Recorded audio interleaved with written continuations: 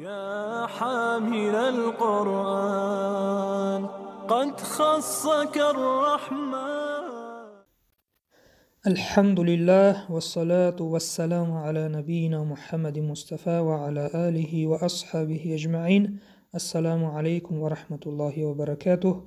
درس امروزه سوره قریش. يا حامل القرآن أعوذ بالله من الشيطان الرجيم. بسم الله الرحمن الرحيم. لإيلاف قريش. لإيلاف مد طبیعی، لا مد طبیعی مقدار دو حرکت میکشیم. فی قریش، قو حرف قاف استعلا است، قاف میخونیم. حرف را با فتحه آمده است، قاف میخونیم. قریش نه، قریش را، قریش. حرف یا با سکون آمده است و پیش از آن فتحه است. این مد لین می باشد که مقدار 2، 3 تا 5 حرکت کشیده می شود. ایلافهم رحلة الشتاء والصيف. ایلافهم، ای مد طبیعی، لا مد طبیعی، دو حرکت میکشیم. ایلافهم حرف میم اظهار شفوی، میم روشن خوانده می شود. رحلتش، ری را با کسره باریک خوانده می شود. رحلتش شتائی، همزه وصل کلمه ها را پیوست کرد. شتائی مد متصل به مقدار 4-5 حرکت کشیده می شود. والصیف همزه وصل کلمه ها را پیوست کرد. صیف اینجا هم مد لین مقدار 2، 3 تا 5 حرکت کشیده می شود. فلیعبدوا رب هذا البیت. فلیعبدوا مد طبیعی، دو را مقدار 2 حرکت می کشیم. رب حرف را با فتحه قوس خوانده می شود.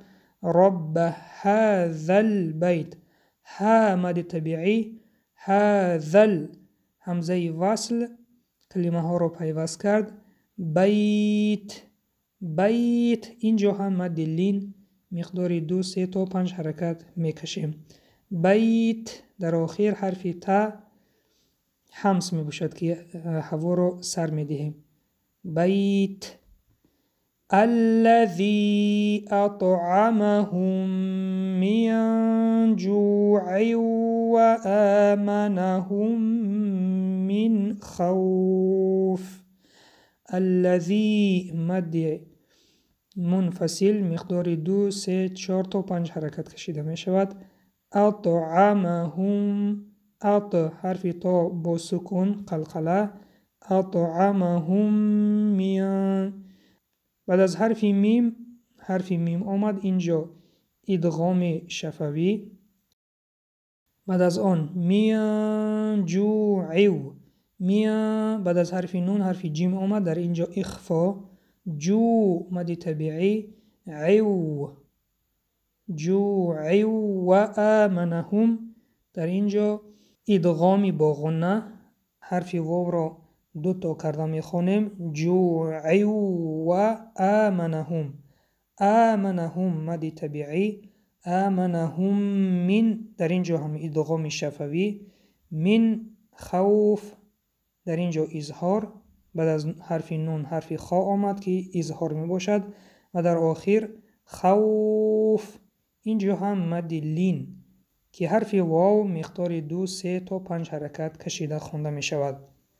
این بود درس امروزه. با همین درس را به آخر می رسانیم.